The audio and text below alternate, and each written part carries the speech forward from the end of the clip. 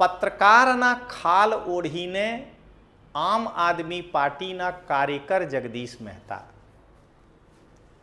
હવામાન નિષ્ણાતના ખાલ ઓઢીને આમ આદમી પાર્ટીના કાર્યકર પરેશ ગોસ્વામી, જમાવટ એટલે દેવાંશી અને નિર્ભય ન્યૂઝ ગોપી એટલે ગોપી ઘાંઘર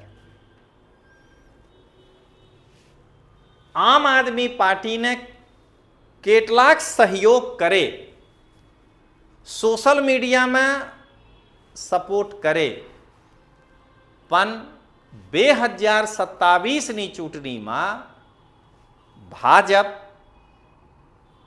ચૂંટણી પછી પહેલા નંબર પર થશે, કોંગ્રેસ બીજા નંબર પર થશે, આમ આદમી પાર્ટીના મત પ્રતિશતમાં ઘટાડો થશે અને જો કોઈ લોકલ વ્યક્તિ દ્વારા એક ક્ષેત્રીય પાર્ટીના સ્થાપના કરીને મજબૂતાઈથી લડે તો આમ આદમી પાર્ટીના 7% મત કાપી લેશે અને આમ આદમી પાર્ટી ગુજરાતમાં ચોથા નંબરની પાર્ટી થઈ જશે.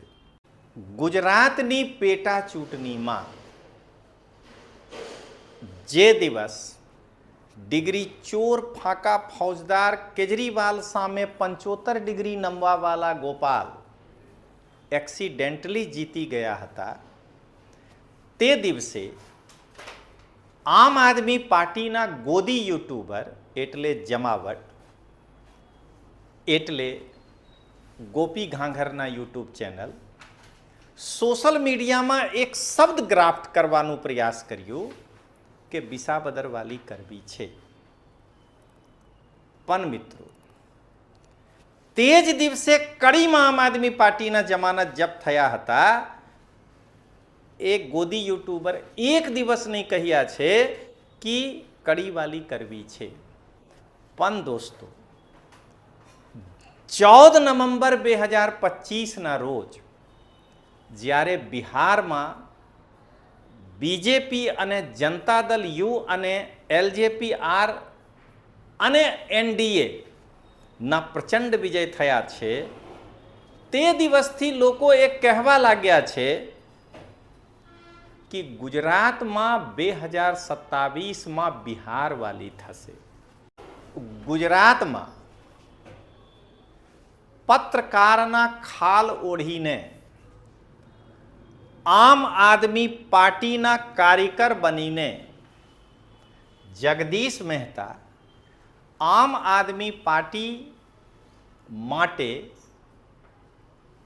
બેટિંગ કેટલું કરી લે. હવામાન નિષ્ણાતના ખાલ ઓઢીને પરેશ ગોસ્વામી આમ આદમી પાર્ટી માટે જે રીતે ફાવે બેટિંગ કરી લે. પણ 2027ની ચૂંટણીમાં આમ આદમી પાર્ટી ત્રીજી પાર્ટી થશે. એટલે 1 નંબર ઉપર ભાજપ, 2 નંબર ઉપર કોંગ્રેસ અને 3જા નંબર ઉપર આમ આદમી પાર્ટી થશે. અને જો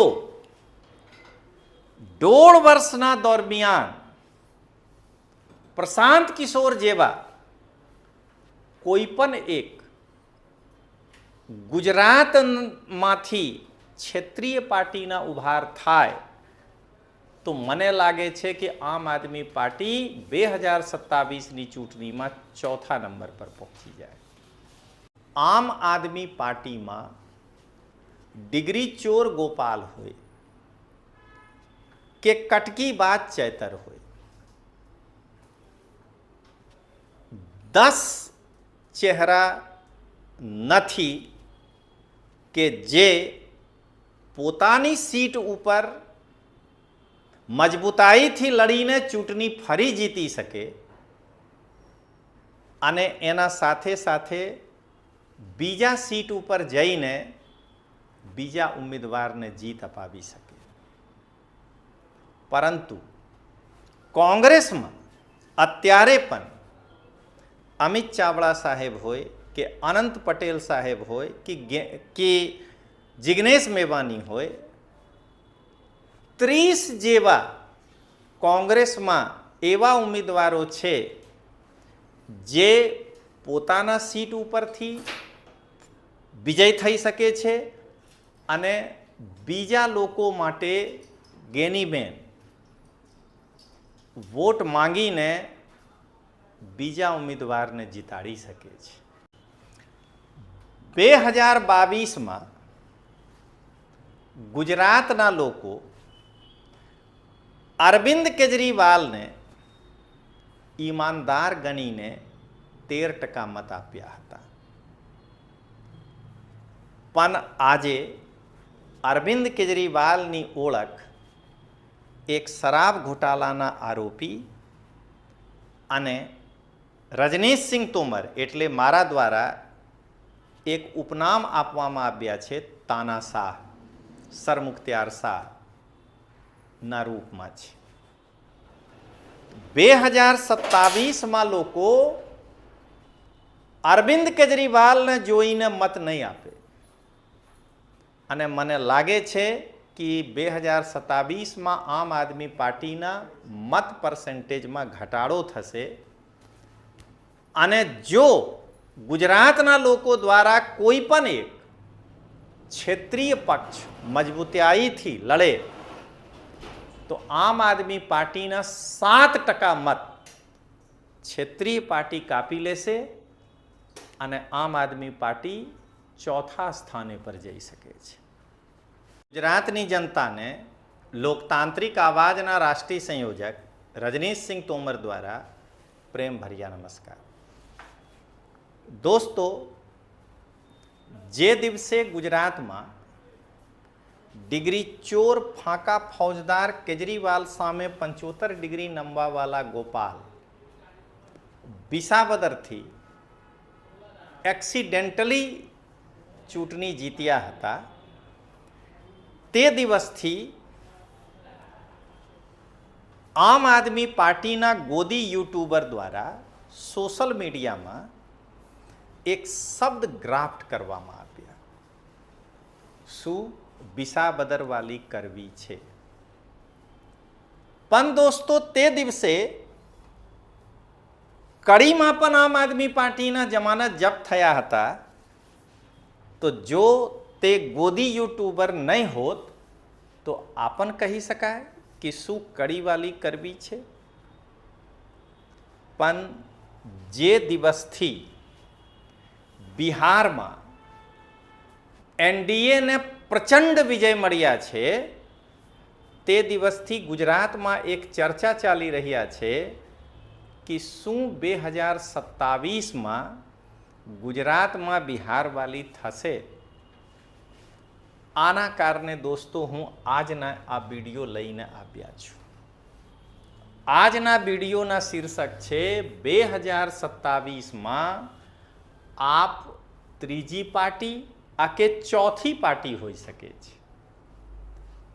જગદીશ મહેતા, પરેશ ગોસ્વામી અને ગોદી યુટ્યુબર એટલે જમાવટ એટલે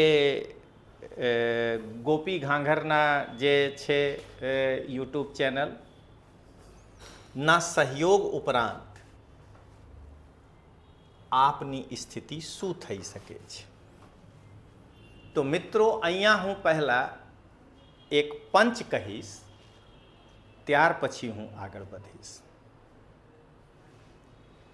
ગુજરાતની પેટા ચૂંટણીમાં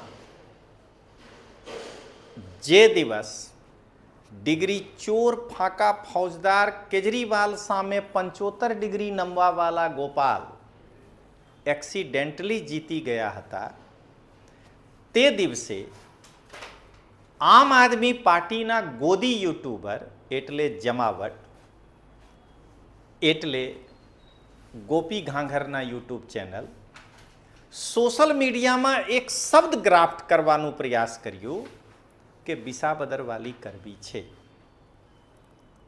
પણ મિત્રો, તે જ દિવસે કડીમાં આમ આદમી પાર્ટીના જમાનત જપ્ત થયા હતા એક ગોદી યુટ્યુબર એક દિવસ નહીં કહ્યા છે કે કડીવાલી કરવી છે, પણ દોસ્તો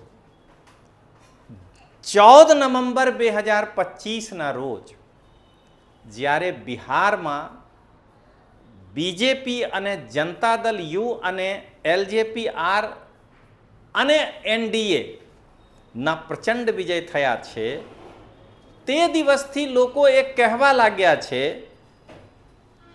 કે ગુજરાતમાં 2027માં બિહાર વાલી થશે. હવે મિત્રો અહીંયા ગુજરાતના ભોલી ભાલી જનતાને એ પણ લાગી શકે છે કે આપ ત્રીજા પાર્ટી તો થઈ શકે છે, પણ શું આપ ચોથા પાર્ટી પણ થઈ જશે? શું આની સંભાવના છે? તો દોસ્તો હું અહીંયા તમે તર્કથી સમજાવીશ કે કેવી રીતે આમ આદમી પાર્ટી ગુજરાતમાં ચોથી પાર્ટી પણ થઈ શકે છે. તો મિત્રો આગળ વધતા પહેલા તમે એક પંચ ગુજરાતમાં પત્રકારના ખાલ ઓઢીને આમ આદમી પાર્ટીના કાર્યકર બનીને જગદીશ મહેતા આમ આદમી પાર્ટી માટે બેટિંગ કેટલું કરી લે. હવામાન નિષ્ણાતના ખાલ ઓઢીને પરેશ ગોસ્વામી આમ આદમી પાર્ટી માટે જે રીતે ફાવે બેટિંગ કરી લે, પણ 2027ની ચૂંટણીમાં આમ આદમી પાર્ટી ત્રીજી પાર્ટી થશે. એટલે 1 નંબર ઉપર ભાજપ, 2 નંબર ઉપર કોંગ્રેસ અને 3જા નંબર ઉપર આમ આદમી પાર્ટી થશે. અને જો 1.5 વર્ષના દરમિયાન પ્રશાંત કિશોર જેવા કોઈ પણ એક ગુજરાતમાંથી ક્ષેત્રીય પાર્ટીના ઉભાર થાય તો મને લાગે છે કે આમ આદમી પાર્ટી 2027ની ચૂંટણીમાં ચોથા નંબર પર પહોંચી જાય. તો તમે આશ્ચર્ય નહીં કરશો. હવે મિત્રો તમે લાગી શકે છે કે કેવી રીતે ત્રીજા નંબર પર જાય. તો તમે સૌથી પહેલા આ જુઓ કે આમ આદમી પાર્ટી તરફથી 2027માં પહેલા ચૂંટણી લડવા માટે 182 ધારાસભ્ય ઉમેદવાર છે જે મજબૂતાઈથી લડી શકે છે. ડિગ્રી ચોર ગોપાલ ઇટાલિયા હોય કે ચેતર વસાવા હોય કે હેમંત ખબા હોય કે ઈસુદાન ગઢવી હોય, આકી જગદીશ મહેતા હોય, આકી પરેશ ગોસ્વામી હોય, કોઈ પણ વ્યક્તિમાં આટલી તાકાત છે કે પોતાના સીટથી બહાર જઈને બીજાને જીત અપાવી શકે છે. પણ કોંગ્રેસમાં ત્યારે પણ જિગ્નેશ મેવાણી હોય કે અમિત ચાવડા હોય, આ કે અનંત પટેલ હોય, એવા 30 જેટલા ઉમેદવાર છે જે કોંગ્રેસ તરફથી ચૂંટણી લડીને કોંગ્રેસને બીજા નંબર ઉપર લાવી શકે છે. તો દોસ્તો જો અહીંયા તમે પંચના રૂપમાં જોશો તો તમે જોઈ લો પંચના રૂપમાં આમ આદમી પાર્ટીમાં ડિગ્રી ચોર ગોપાલ હોય કે કટકી બાદ ચેતર હોય 10 ચહેરા નથી કે જે પોતાની સીટ ઉપર મજબૂતાઈથી લડીને ચૂંટણી ફરી જીતી શકે અને એના સાથે સાથે બીજા સીટ ઉપર જઈને બીજા ઉમેદવારને જીત અપાવી શકે. પરંતુ કોંગ્રેસમાં અત્યારે પણ અમિત ચાવડા સાહેબ હોય કે અનંત પટેલ સાહેબ હોય કે જિગ્નેશ મેવાણી હોય, 30 જેવા કોંગ્રેસમાં એવા ઉમેદવારો છે જે પોતાના સીટ ઉપરથી વિજય થઈ શકે છે અને બીજા લોકો માટે ગેનીબેન વોટ માંગીને બીજા ઉમેદવારને જીતાડી શકે છે. એટલે 2027ની ચૂંટણીમાં કોંગ્રેસના પરફોર્મન્સ આમ આદમી પાર્ટીથી સારું રહેશે. હવે દોસ્તો, જગદીશ મહેતા અને પરેશ ગોસ્વામી આમ આદમી પાર્ટીના ગુલામી કરી કરીને ગોપાલ માટે દલાલી કરીને પોતાના ચહેરા ચમકાવ્યા છે. પણ શું તમે લાગે છે કે જો આમ આદમી પાર્ટી જગદીશ મહેતા હોય અથવા પરેશ ગોસ્વામી એમને ટિકિટ આપી દે તો આ બંને મહાનુભાવ પોતાના જમાનત બચાવી શકે છે? ચૂંટણી જીતવાનું બહુ દૂરની વાત છે મિત્રો. તો તમે અહીંયા પંચના રૂપે આને સાંભળો. પત્રકારના ખાલ ઓઢીને જગદીશ મહેતા જેવી રીતે આમ આદમી પાર્ટીના ભરપૂર દલાલી કર્યા છે અને હવામાન નિષ્ણાતના ખાલ ઓઢીને પરેશ ગોસ્વામી જેવી રીતે આમ આદમી પાર્ટી માટે બેટિંગ કર્યા છે. દોસ્તો, શું તમે લાગે છે કે જો આમ આદમી પાર્ટી જગદીશ મહેતાને